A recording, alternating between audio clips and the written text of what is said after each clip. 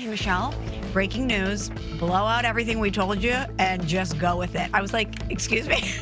Excuse me? But it worked out, and I had a great time. It was really fun. I didn't fall, and I didn't crash the bus, so I consider it a successful first NFL Live. I'm a little disappointed in one thing. That you didn't fall? Well, no, not the fact that she didn't fall, because I don't want her to embarrass herself. I don't want her to embarrass the show. But, I mean, can you at least give us a couple of shout-outs in the show? That is true. Can you weave that in there on Sportsmanlike? I need to. So, you may have heard, Cece, Adam Schefter mention your Cowboys saying he did. A day late and $1 more in regards to Jerry Jones and these contracts. And in my mind, as he was saying it, I was like, oh, I need to mention, like, as heard by Chris Canty on Sportsmanlike. Yeah. But you didn't. But then Mike Tannenbaum talked, and then Damian talked, and then by the time it came back to me, we were on a different subject. So I just felt like it wasn't the right time. But I am filling in again in August, and there will be guaranteed no big deal. Evan, we're a week away from New Phone Who Dis. Oh, so We're a week away from that with Smalls. New Phone Who Dis.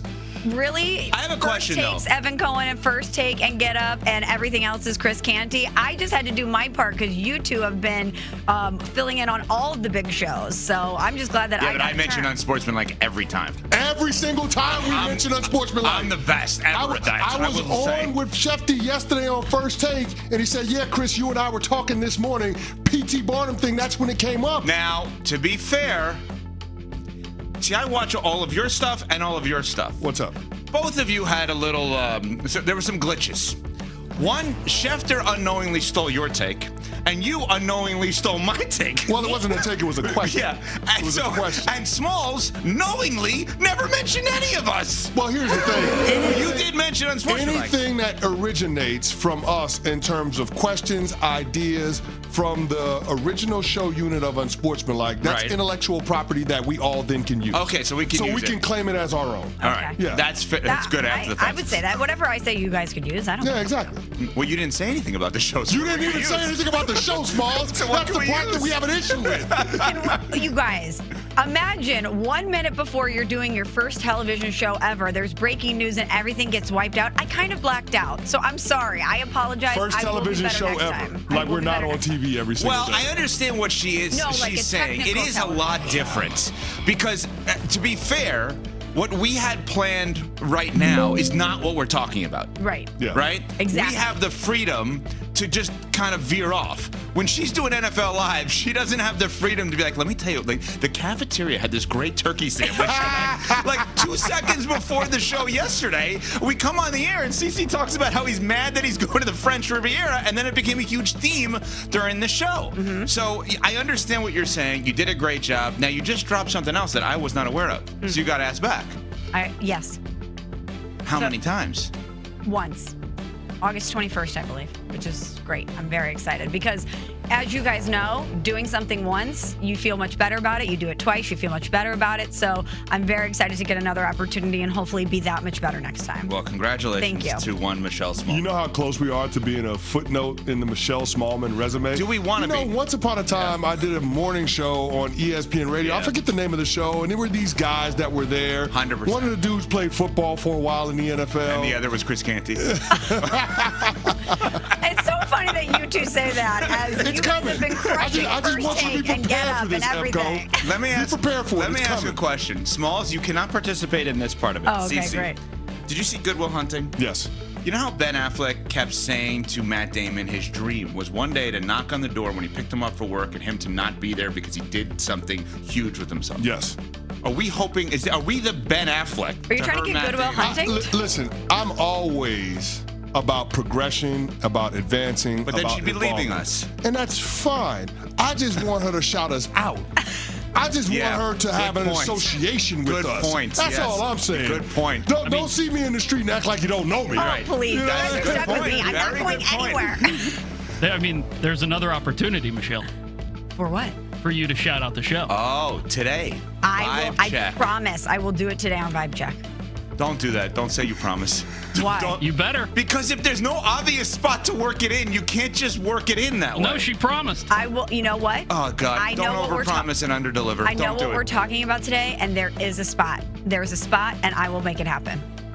Now, listen, that show is not live. We are taping it, so they may edit it. It may hit the cutting room floor. I can't guarantee, but I will work it in. Evco, I'm just waiting for the moment where we're both back in Bristol and we see Smallman. We go up to say hello to her, and security steps in front of us. Stop. Who are you guys? Yeah. Wait a minute. Yeah. I'm sorry. I know you're from where? You're getting too close to Miss Smallman. Yeah. No chance. But I do appreciate your support. You guys were so wonderful in hyping me up because you knew I was very nervous. So I appreciate it. Even though Evan did want to see me fall on NFL Live, I tuned into the show yesterday. I know you were praying for me to fall because it would be great for us. You were literally rooting for her downfall. Well, she did. Not figuratively. You wanted her to have a great show, but you were literally rooting for her to fall. As the great MGK says, I had tickets to her downfall yesterday.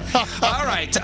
So I don't know if this is a downfall or this is just what they are. Let's rewind 48 hours. Let's just set you up here with what Jerry Jones, the owner/general manager of the Dallas Cowboys, had to say about Micah Parsons and Dak Prescott, because Micah responded yesterday. But let's hear first what Micah was actually responding to from Jerry. Just because we signed him doesn't mean we're going to have him. He was hurt 6 games last year. Seriously. We've signed, I remember signing a player for the highest paid at the position in the league, and he got knocked out 2/3 of the year, Dak Prescott. So there's a lot of things you can think about when you, just as the player does, when you're thinking about committing and guaranteeing money. Okay, so that's what Jerry said. Micah Parsons, as CC has pointed out, to his credit, is showing up and being a professional while this is all going on when he doesn't have a long-term deal and he's still on his rookie contract. Here's what Micah Parsons had to say about the potential end with his time in Dallas. You know, for me, it really don't matter. Like I said, I've been pretty consistent.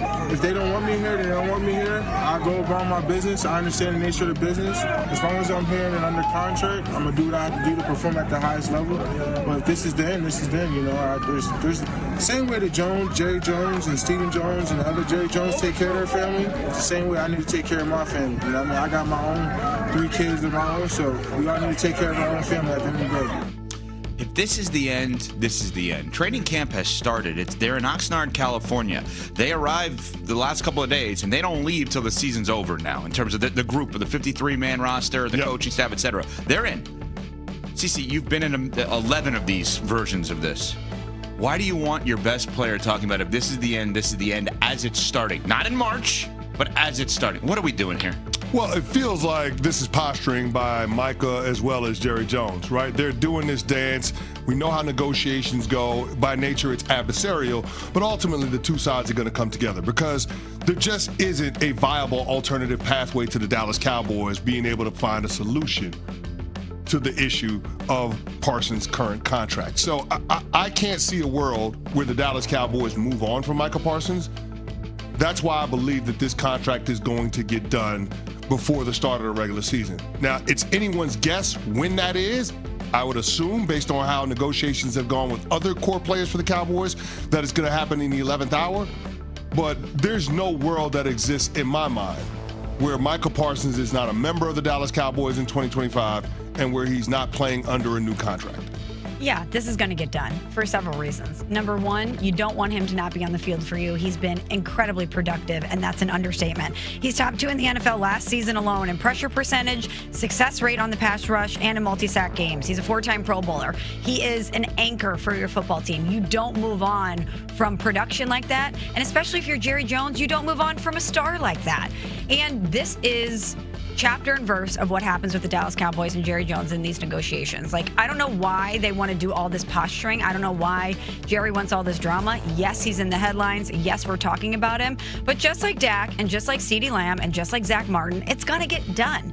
And I almost feel like we are being played by him yet again because he's getting exactly what he wants, and us having this fever pitch and this sense of urgency to talk about Micah, to talk about them, to talk about this deal and what life might be like for them without him, when inevitably we're going to see Micah Parsons sign a big deal. He's going to be the highest paid non-quarterback in the NFL, and he's going to be a member of the Dallas Cowboys for years to come. They are playing us. That's what you just said, I believe, right? You believe that they are all playing us. I want to revisit that. Jerry Jones. We have to revisit that, and there's more from Micah coming up after CC has this, along with NFL Live's Michelle Smallman, of course, from Granger. As you know, managing maintenance. Các bạn đã đến với kênh YouTube của mình. Video ngày hôm nay mình lại đi tô màu và mình sẽ tô những bức